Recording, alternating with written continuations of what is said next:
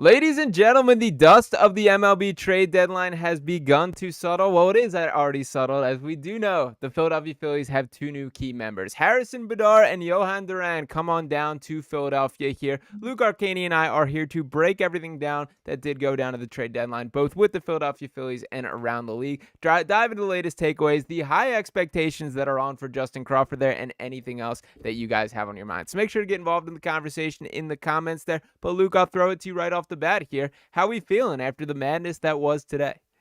Feel okay. I feel okay. I'll say this: the outfield got better, the bullpen got better, which is the two areas of need that they needed to get better. Would I have won another bat? Absolutely. I mean, I think everybody knows and everybody wanted another bat. But I think this team. I think this is I think the Johan Duran move is finally like the move. And I understand that, that they didn't do a ton to the lineup, but I think, the team finally sees it as this is like the move. Like they know who the ninth inning guy is now. And now you just kind of have to work your way around the outfield. What do they do with Kepler? What do they do with Rojas? I think Justin Crawford's up. Possibly tomorrow. Yeah.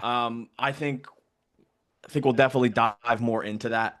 But I think there's a very good chance by the end of this weekend, your outfield, tandem is Marsh, Bader, Castellanos, Crawford. Yeah, no, definitely there, and there's a lot to get into with the deadline. We are officially up and running on YouTube here. Ran through a couple of issues with the tech, but we are cruising smooth now. Appreciate you guys getting involved in the comments. We're already getting some critiques on no Steven Kwan. I got the chat fired up going already. Look at these people in here. Yeah, shout out Big Al, shout out everybody. Cole Strickland getting involved in the conversation here, but I do just want to start with exactly what happened here. So first, we've dove pretty in depth on Johan Duran. I'm all in on this move. This to me was, I've been itching for there to be a real closer on this Phillies roster for several seasons to this point. To me, I think this entire bullpen makes a lot more sense when ultimately you have the ninth inning guy and everything can kind of fill in leading up to that. That when you're talking about a lineup where you can go, your starter goes 6 innings, then you go Orion Kirkring, Matt Strahm, and Johan Duran there. That is a pretty sweet setup in a playoff setting. But the bigger question mark to me is Harrison Bader. So we've talked plenty about the outfield. We've talked about bat being a priority at the trade deadline. This is not exactly what I think a lot of us have in mind. So Luke Arcaini, sell me on why this was a good move.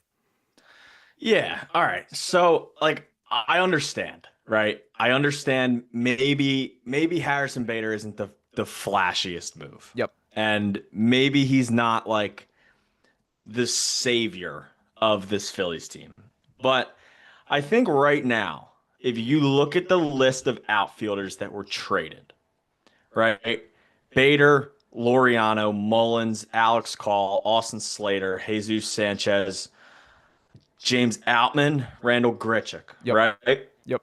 I think based off of the packages, I think the Phillies got the best deal as far as outfielders. Okay. I then go to the two guys I think everyone's like, well, they should have got this guy or they should have got this guy. I can't even say they should have got Luis Robert because the White Sox are just such an abomination of an organization they're not even trying for. I mean, for the third year in a row, he's linked to 9 different teams. Yep. And they just don't trade him.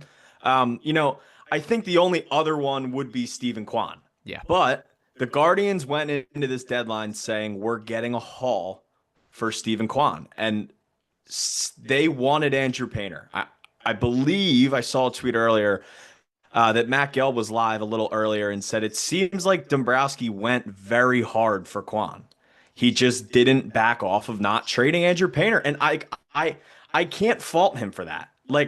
Personally, I'm not trading Andrew Painter for Steven Kwan. I love Steven Kwan. I think Steven Kwan's awesome. He's an awesome baseball player. I think putting him at the top of this order would have been awesome. And I understand. I bet a lot of people in here wanted Steven Kwan. Yeah. But if they come to you and they want to start a package with Andrew Painter, and it wouldn't have just been a 1-for-1. This will turn into a big haul. Andrew Painter. This would have probably gotten to Painter Arun Escobar and maybe Brandon Marsh. Like this would have been a big package. And like I understand that Harrison Bader isn't like God's gift to this earth to everybody, but one, he's having a pretty good year. Like it's not like he's having a terrible trade deadline. And I need everyone, if you're in here, I need you guys to help me to start being the trendsetters in here. And please stop comparing every move to the Austin Hayes move. Austin Hayes got a kidney infection last year. Austin Hayes wasn't a bad baseball player. Austin Hayes developed a kidney infection. He was the first player in baseball history to ever lose time because of a kidney infection. Wow. Like, I don't know what you want him to do there. So, like, I get it. Bader's not the flashiest, but once again, the outfield got better and the bullpen got better. I think the Phillies have a better chance to win the World Series than they did 5 days ago. Did the Padres do a lot? Yes. Did the Mets do a lot? Not really. Kinda. Like they did and they didn't. They got Rogers and Helsley, and then they got Cedric Mullins. Cedric Mullins is a guy. So meh. Yeah. Like he's whatever. They needed a righty. They didn't get a right-handed bat. Mets fans don't seem to be too happy about their trade deadline either. Like I understand. I get it. But I need people to put here it is. I need people to put the baseball savant pages down for an hour or so. As I have it pulled up on the screen here. Yeah. Yes, I need people to get their heads out of the dictionaries here. And like I just need you to understand that based on the outfielders that got traded, because there really weren't that many good outfielders that got traded, the Phillies probably got the best package because 90% of this fan base hasn't heard of either of the prospects traded for Harrison Bader before that trade happened. Definitely. Like I don't know. It is not as bad of a deadline as people are saying, but I understand why people wanted another bat. Yeah, absolutely. And I do want to make sure, shout out to Cole Strickland, Joe Fisher in the comments with talking some Matt Manning. I do want to get to him as well, but let's keep it on Bader for a second here. What do you kind of project the outfield looking like from here? And this is sort of a two-part question. Is number one, the biggest thing that popped to my mind when this all went down is there is a whole lot of pressure on a young man named Justin Crawford. And I believe the expectation within the organization and from everything that they've expressed outwardly is that he will be fast-tracked to the majors and given an opportunity probably tomorrow, potentially, on how quick that this is going to happen here. I do think it's naive to believe a guy that has not made his major league debut yet could be an impact bat from a postseason perspective, but they're at least going to give him an opportunity, and if he earns it, he absolutely deserves it there. When you dive into some of the hitting splits here, do you see sort of a platoon situation between Bader and Marsh, or how do you sort of see this entire outfield picture playing itself out? I don't, honestly. Okay. I think they're going to give Bader a run to try and play every day. Okay. I think if they're going to acquire a right-handed bat that plays outfield, I think they want him to play a lot. And I think the reason they're going to play him a lot is because he's not really his splits don't scream that he's a platoon player, right? His OPS this year is practically even against lefties and righties. Like he's not way more dominant against one. He plays unbelievable defense. Yeah. I think they're going to give him a run. I think they're going to give him some run in center. I think you could see if they do bring Crawford up, which I do expect them to do that a lot sooner rather than later, I think ideally they want to give some run to Crawford in left, Bader in center, and then Castellanos obviously in right.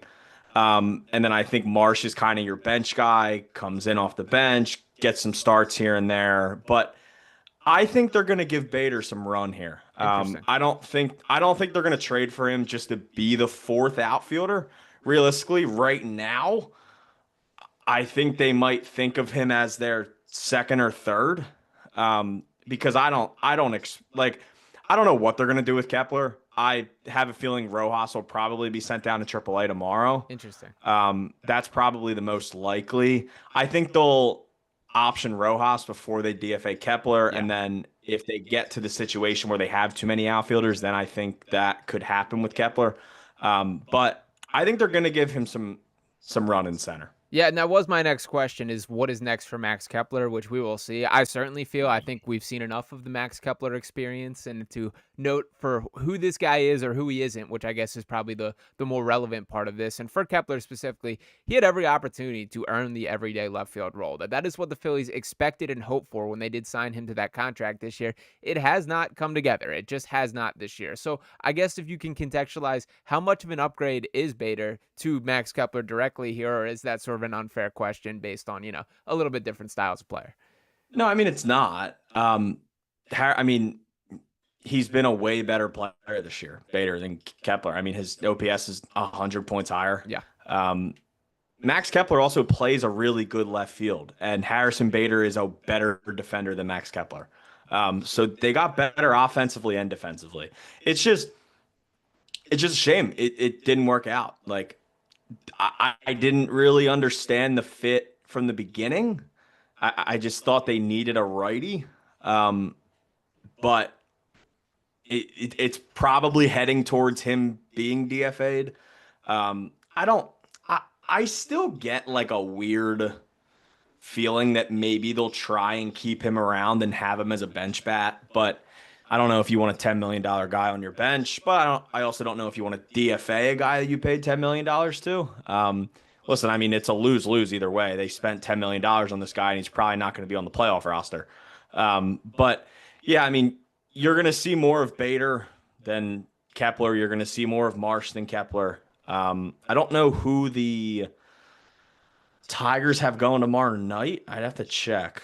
Let me pull that up really quick because now I'm curious. I knew it was all right. So it's Jack Flaherty. Yeah. So I think tomorrow night will be the big test, right? If Bader's here and Crawford's up and there's a righty on the mound and Max Kepler's not in the lineup, then I think it says a lot. Yeah. But I don't think he has many more games, at least as a starter.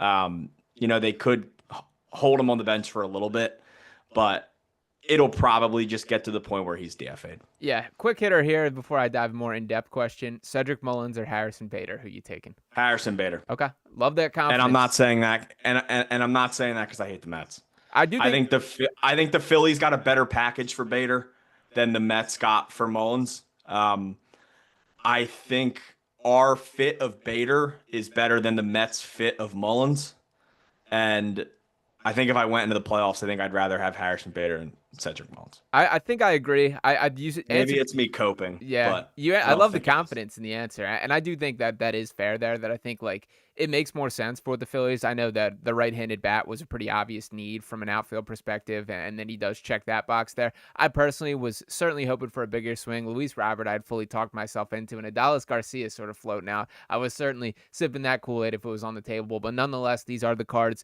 that the Phillies have elected to pick up. Justin Crawford, to bring it back to him, what are reasonable expectations for him coming up this season? And obviously opportunity will play a huge part in that. But when speaking about a guy who has not made his major league debut yet, who has sort of been almost ready for quite some time and has been waiting for his chance, what are fair expectations to put on this kid when he does make the debut?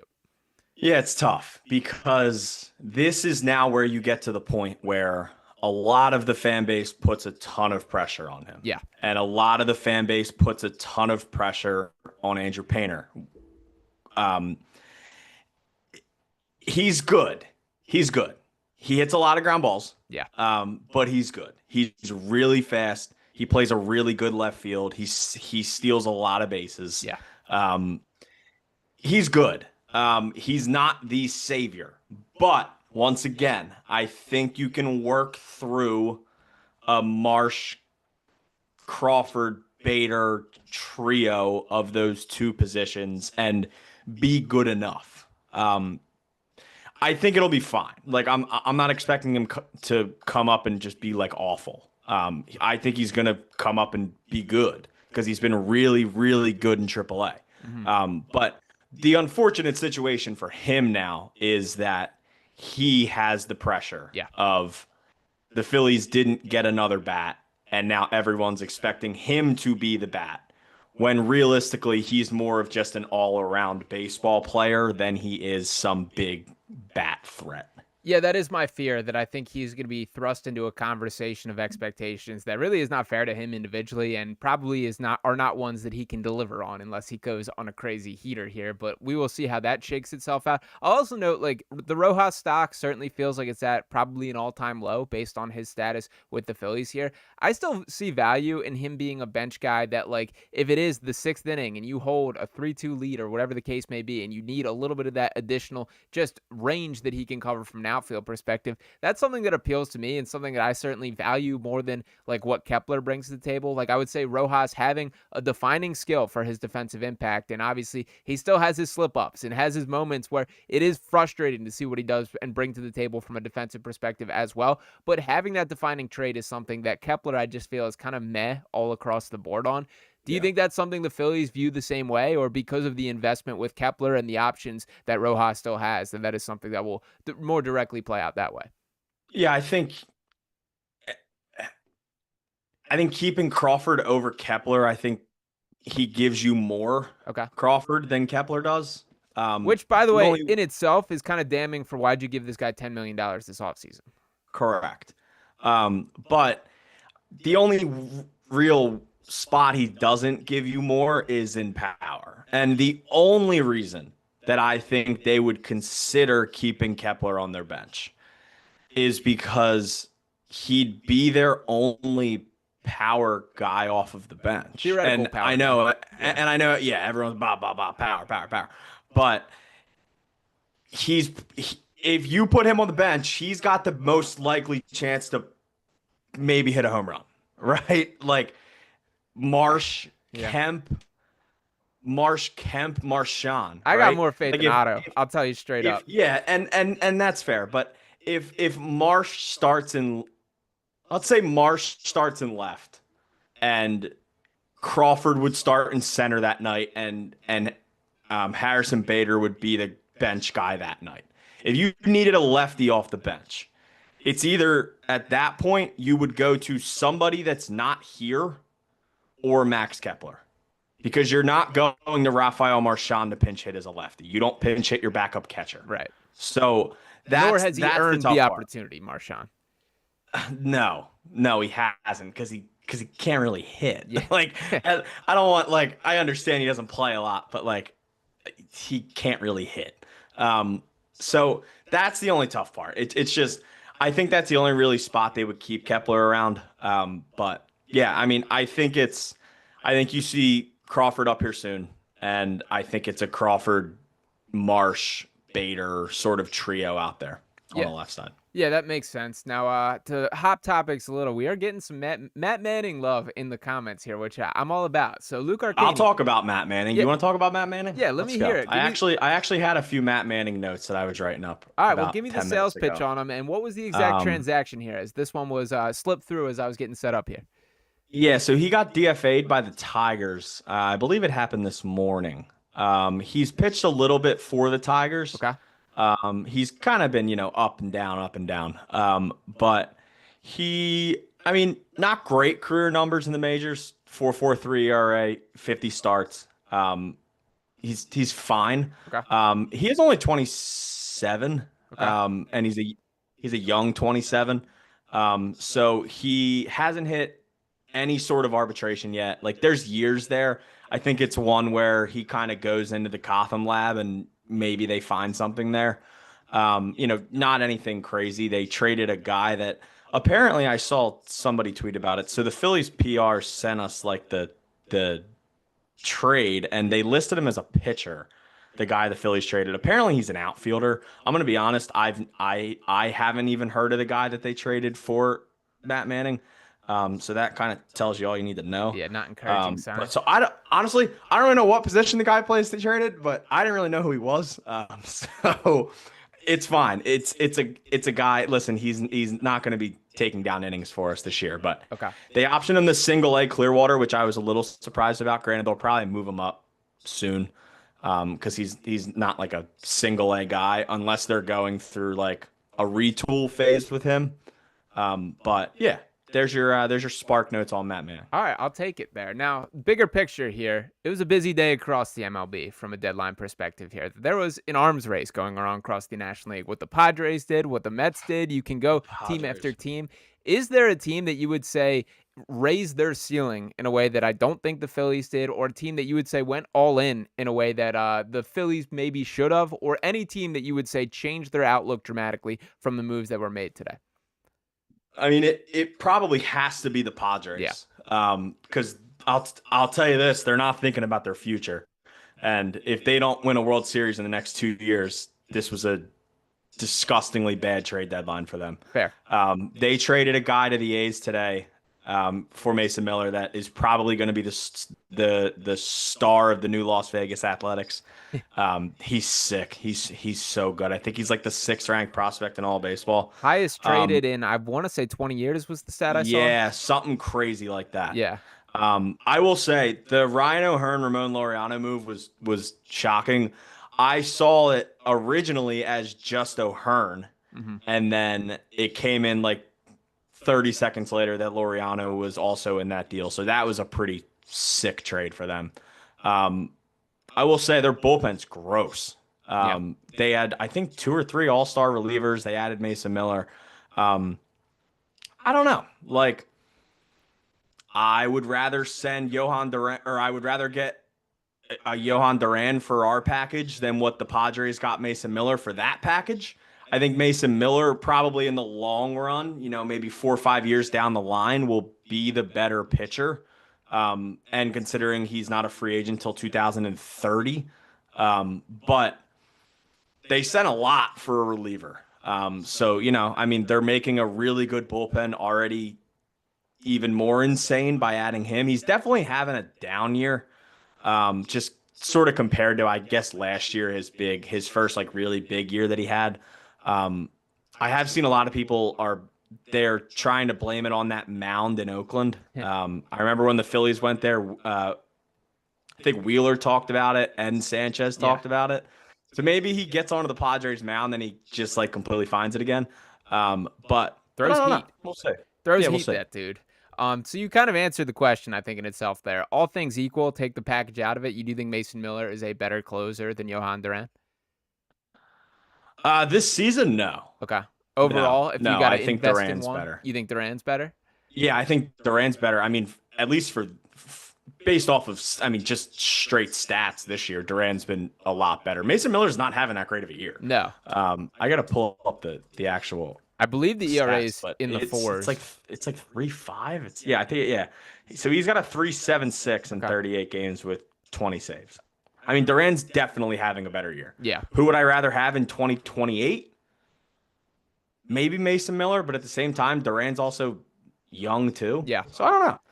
I mean, they were easily the 2 best relievers moved at the deadline. Yeah, absolutely there. And to keep it on Duran, is we're kind of talking in a bit of a, I guess, upset tone here about the lack of movement today, with just Harrison Bader being the guy that came in. Duran is the story to me of this entire deadline from the Phillies perspective. And personally, I'm very thrilled to just have a closer, to have a guy that can be the 9th inning guy that we're going to get that intro. We're going to get him making his entrance into Citizens Bank Park, and that will absolutely play come Red October there. But when kind of bringing this into perspective here, we've heard Rob Thomson be sort of against the closer idea for quite some time now, that he's talked about the high leverage innings, the matchups. Those have been pretty buzzwords that have been thrown out there. Dave Dombrowski seemed pretty open that he expects Duran to be the closer for this Phillies team. Is that your expectation that will happen? And finish this sentence here: Johan Duran will be the best Phillies closer since blank.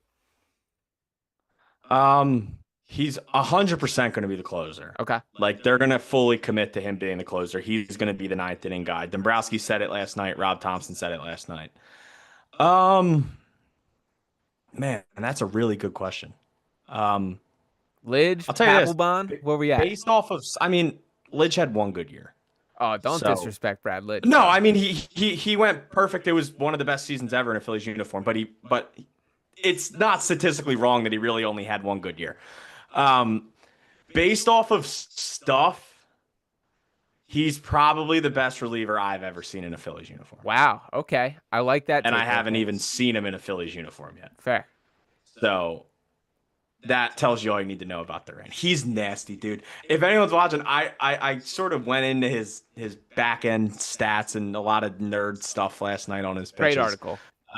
And he's gross, dude. Like I kept looking down all of his pitches, and every one, like the batting average against just gets lower and lower and lower, and the barrel percentage just gets lower, and like it's absurd. He's disgusting. Like I don't think anyone, whatever you think of Johan Duran, I guarantee you he's better than what you think he is. I love that. I love that there, and I do encourage you guys to check that out on Crossing Broad. A great deep dive, great article by Luke there that I'm very excited by to see this stuff come together. Now, the one quote that did pop to my mind that did scare me from Rob Thomson last night was about our guy Jordan Romano. And the quote from Rob Thomson was about, he seems like a guy that can pitch you out of a jam, that if there's runners on base, he can go and he is not flustered by that, was essentially, I'm paraphrasing, but that was more or less the quote here. That is one that sent red panic into my mind here. What is even the role for Jordan Romano from here, and how do you sort of see the rest of these bullpen arms filtering out around Duran?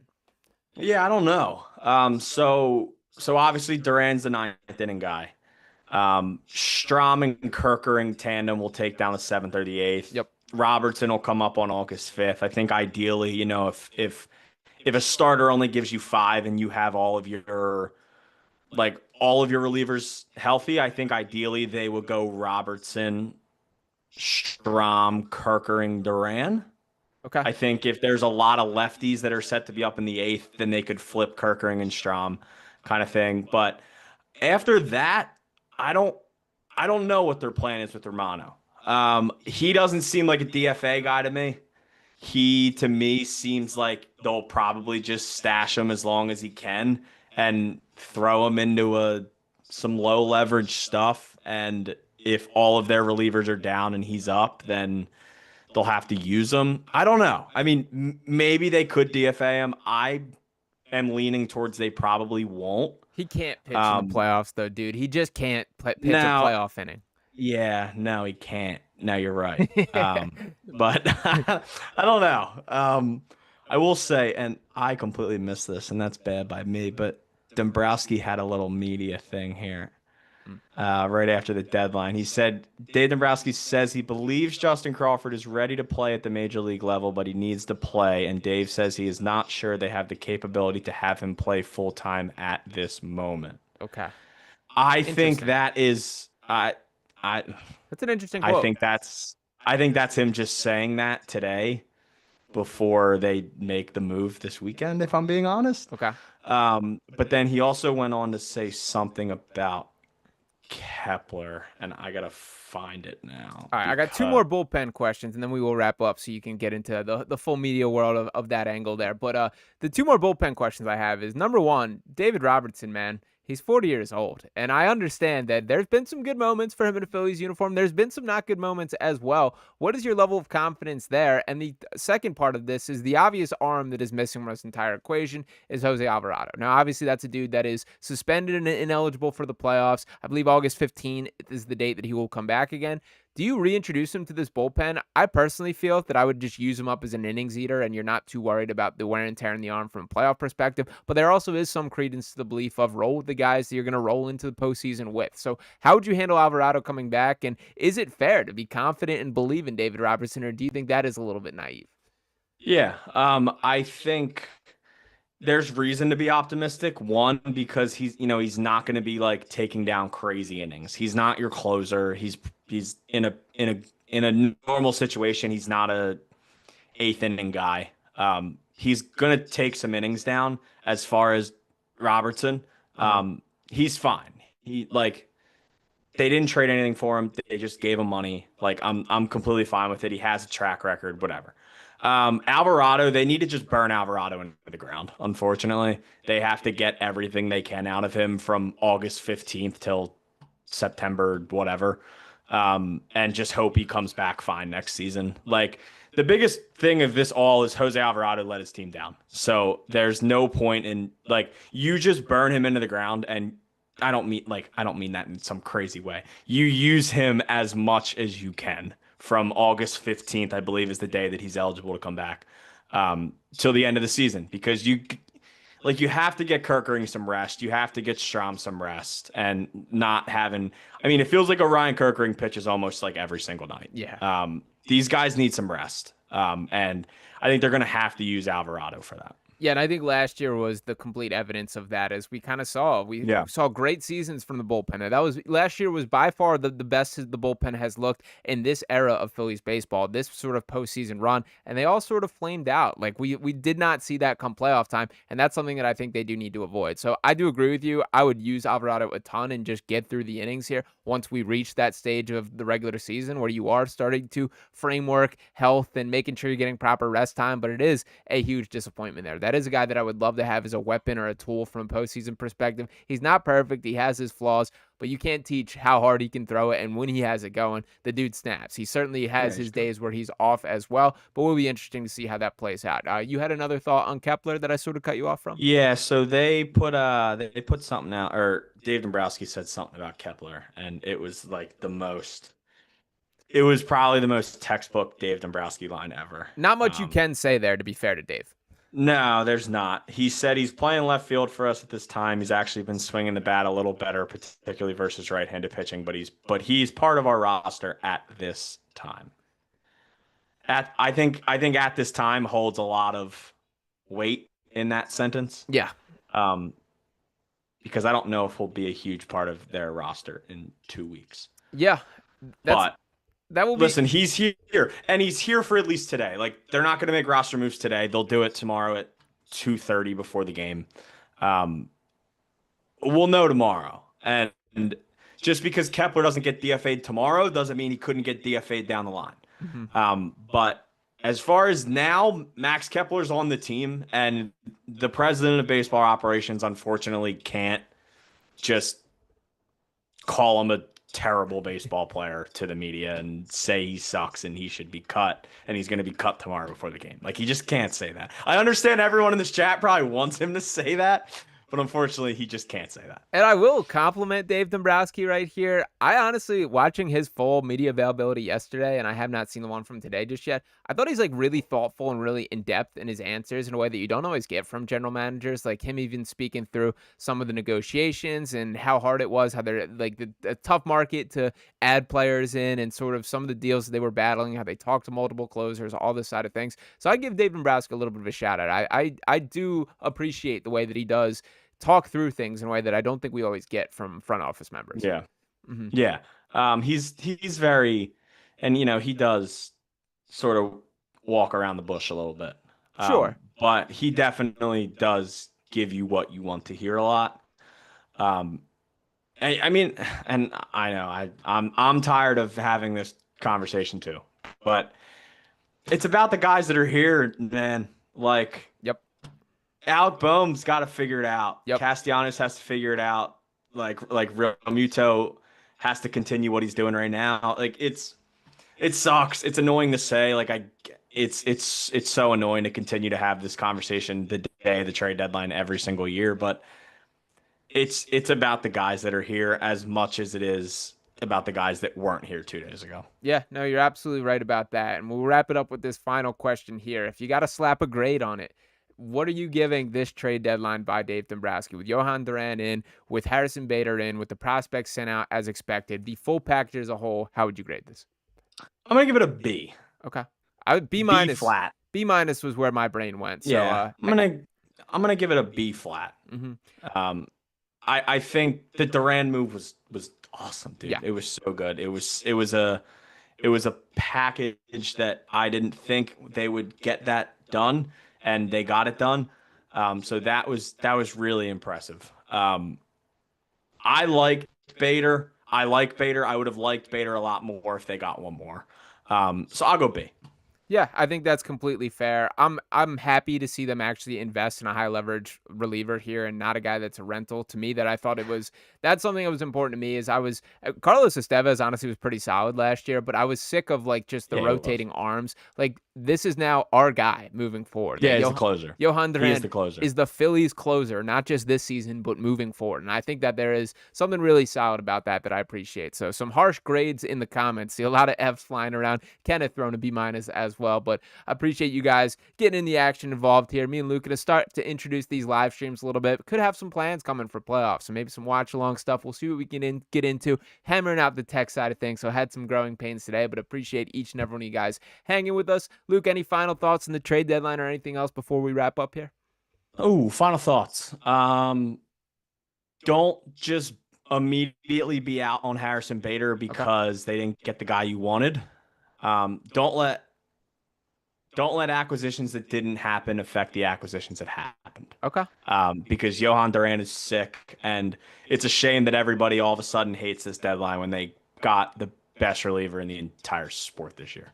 Yeah, well said there. So I think that is good advice to roll with here. Ultimately, the Phillies are a better team right now than they were 2 days ago, and I think that should be appreciated. That should be the main message here. So still a lot more baseball to be played this season. We are in the second half of the season, about a third of the season left, so we can see how this roster fully gels together. There is a lot of questions about how these outfield opportunities will be managed, and we're going to be breaking things down all over the place right here on Phillies Digest. So appreciate you guys for hanging with us today. If you have not already, make sure you are smashing that subscribe button. Drop a like on this video here. Appreciate all the comments that are popping on. We're going to try and do this again soon, but appreciate you guys once again. And me and Luke will be